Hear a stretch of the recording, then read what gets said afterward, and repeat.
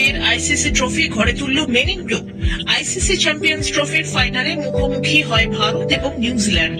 টসে জিতে প্রথমে ব্যাট করার সিদ্ধান্ত নেয় নিউজিল্যান্ড। এই ম্যাচে খেলতে নেমে বিরাট কোহলি এবং রোহিত শর্মা একটি বিশ্ব রেকর্ডও করে ফেললেন।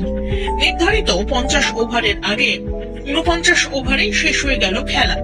4 উইকেটে চ্যাম্পিয়ন্স ট্রফির ফাইনাল জিতে নিল টিম ইন্ডিয়া।